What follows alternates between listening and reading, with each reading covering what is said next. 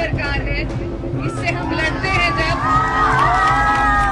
इससे हमें लड़ना पड़ता है आपके मुद्दों पे।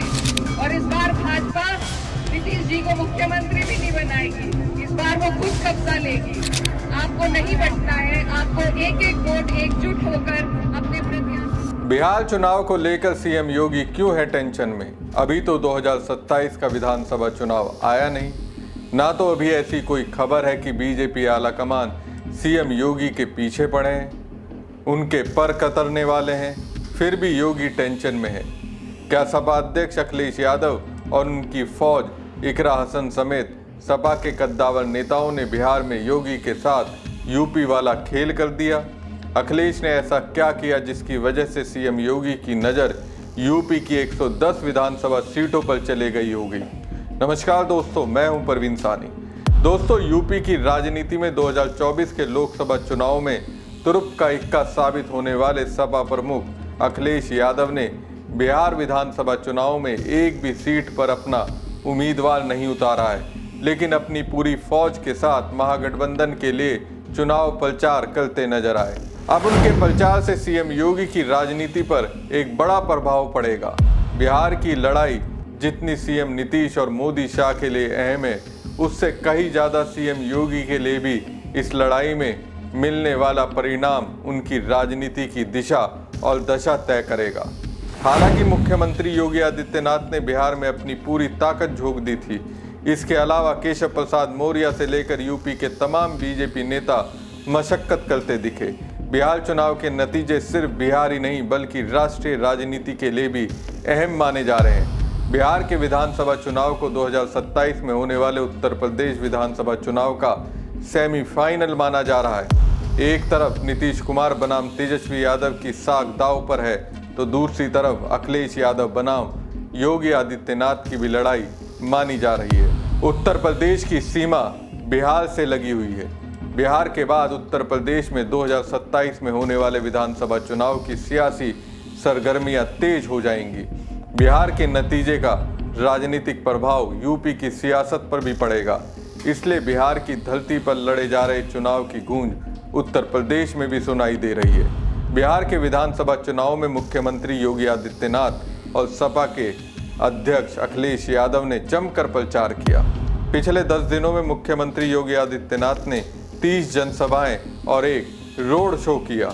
इन रैलियों के जरिए उन्होंने सिर्फ बीजेपी उम्मीदवार ही नहीं बल्कि एनडीए के घटक दल जेडीयू, एलजेपीआर, हम, आरएलएम सहित 43 उम्मीदवारों के लिए प्रचार करके उन्हें जिताने की अपील की। इस दौरान सीएम योगी यूपी के बुलडोजर मॉडल की बात करते यूपी में अपराधियों पर नकेल कसकर कानून का राज कायम करने का दावा करते नजर आए।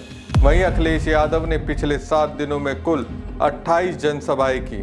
अखिलेश ने एक दिन में 4 सभाओं को संबोधित किया, जिसमें आरजेडी के उम्मीदवारों के लिए वोट मांगने के साथ साथ कांग्रेस, वामपंथी दल और वीआईपी उम्मीदवारों के लिए भी प्रचार किया। अखिलेश यादव अपने भाषणों में केंद्र की मोदी सरकार पर निशाना साधने के साथ यूपी की योगी सरकार पर भी जमकर हमला करते हुए नजर आए। उन्होंने बीजेपी को आड़े हाथों लेते हुए कहा कि बीजेपी के एजेंडे में झूठ बोलना और नफरत फैलाना है। साथ ही दावा करते रहे कि यूपी के अवध में बीजेपी को हराया और बिहार के मगध में भी हराएंगे। बिहार की करीब 34 विधानसभा सीटें हैं जो उत्तर प्रदेश के बॉर्डर से सटी हुई है। यूपी के पूर्वांचल का महाराजगंज, कुशीनगर, देवरिया, बलिया, गाजीपुर, चंदौली और सोनभद्र जिले की सीमा बिहार के 8 जिलों से लगती है। बिहार की सारण, सिवान, गोपालगंज, भोजपुर, पश्चिमी चंपारण, रोहतास, बक्सर, कैमूर और रोहतास जिले की सीटें यूपी से सटी हुई हैं। यूपी के पूर्वांचल की और बिहार के पश्चिमी इलाकों की बोली, रहन सहन और ताना बाना भी लगभग एक जैसा है। इस पूरे इलाके का जातीय समीकरण काफ़ी मिलता जुलता है। इसके साथ ही 7 और संसदीय क्षेत्र हैं जो भाषाई तौर पर बिहार के करीब हैं।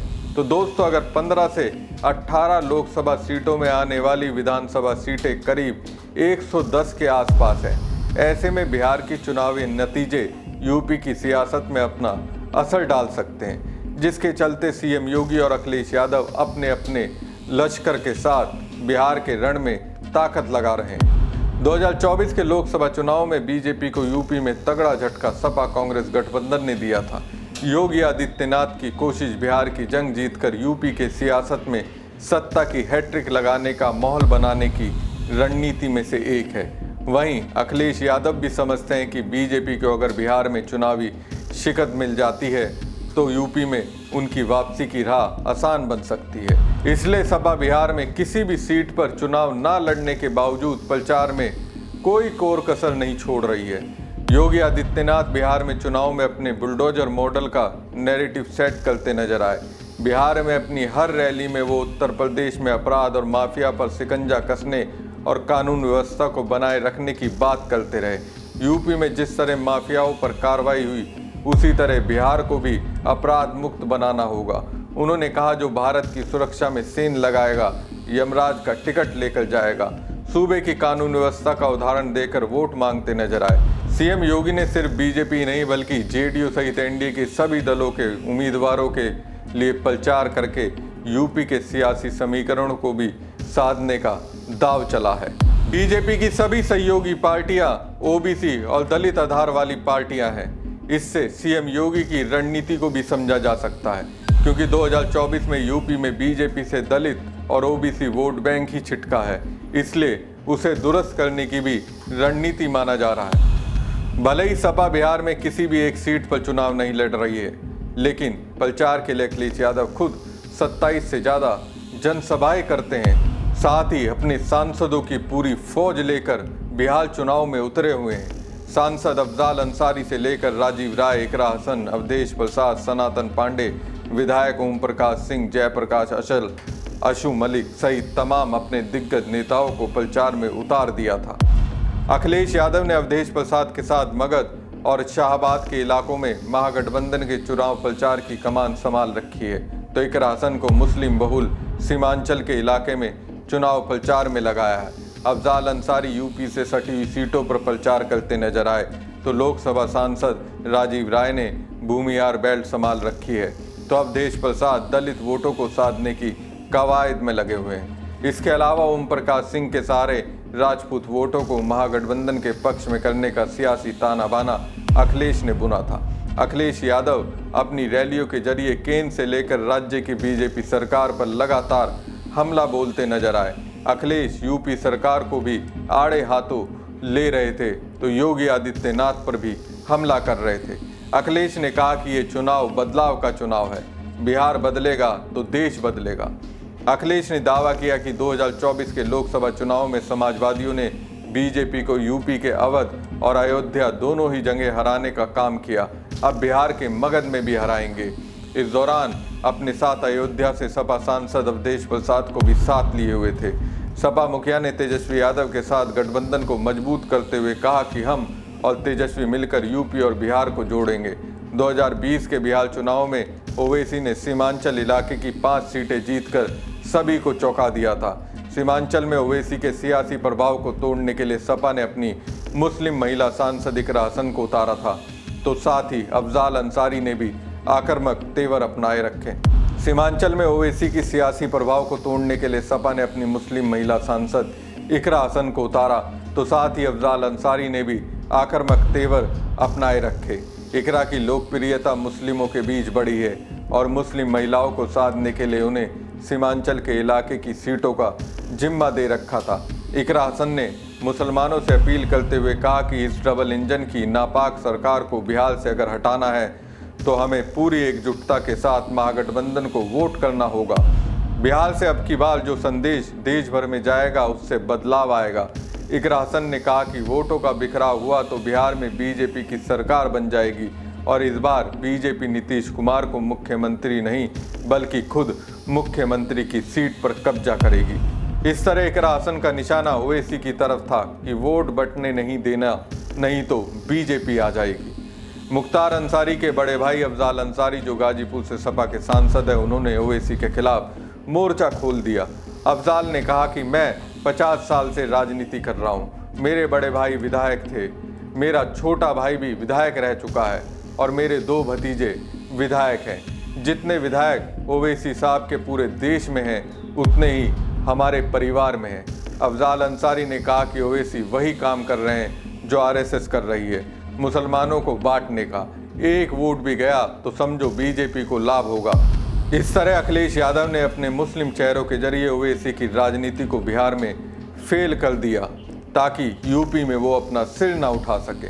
माना जा रहा है कि बिहार के चुनावी नतीजे यूपी की राजनीति की दिशा तय कर सकते हैं। बिहार में अगर एनडीए जीत कर लौटती है तो यूपी में भी बीजेपी का हौसला बुलंद होगा और उसका सियासी प्रभाव 2027 के विधानसभा चुनाव पर पड़ेगा। 2024 के चुनाव से बिगड़े समीकरण को भी दुरुस्त करने की रणनीति मानी जा रही है, जिसके लिए योगी आदित्यनाथ से लेकर केशव प्रसाद मौर्य सहित तमाम बीजेपी नेताओं ने अपनी ताकत झोंक दी थी। वहीं अखिलेश यादव की कोशिश है कि बिहार की सत्ता से एनडीए बाहर हो जाए तो उसका राजनीतिक लाभ यूपी में होने वाले 2027 के चुनाव में भी पड़ सकता है। इसलिए अखिलेश यादव ने अपने सभी मजबूत सिपाह सलारों को उतार दिया है ताकि बीजेपी को बिहार में हराकर यूपी की राजनीति में फायदा उठाया जा सके। इसके अलावा ओवैसी की मुस्लिम परस्त राजनीति को भी बिहार में मात देने की है ताकि यूपी में किसी तरह कोई बंटवारा ना हो सके। इसलिए हर सियासी दाव बहुत ही रणनीति के साथ चल रहे हैं। दोस्तों, ये बात कही जाती है कि दूसरे राज्यों में योगी के चुनाव प्रचार का स्ट्राइक रेट अब तक अच्छा रहा है। जहां जहां उन्होंने प्रचार किया वहां बीजेपी को बेहतर परिणाम मिले। लेकिन बिहार के चुनाव में कुछ ऐसा हुआ जहां जहां योगी गए वहां अखिलेश ने न सिर्फ प्रचार किया बल्कि अपनी पार्टी के धुरंधरों को मैदान में लगाया। अब अगर योगी अपने स्ट्राइक रेट को बरकरार नहीं रख पाएंगे और एनडीए के उम्मीदवारों को जिताने में कामयाब नहीं हुए तो इसका असर यूपी में उनकी राजनीति पर तो जरूर होगा। हमारी खबर आपको कैसी लगी कमेंट बॉक्स में कमेंट करके जरूर बताएं। साथ ही पेज को ज़्यादा से ज़्यादा लाइक और शेयर कीजिएगा। धन्यवाद। ये जो डबल इंजन की नापाक सरकार है, इससे हम लड़ते हैं जब इससे हमें लड़ना पड़ता है आपके मुद्दों पे। और इस बार भाजपा नीतीश जी को मुख्यमंत्री भी नहीं बनाएगी, इस बार वो खुद कब्जा लेगी। आपको नहीं बचना है, आपको एक एक वोट एकजुट होकर अपने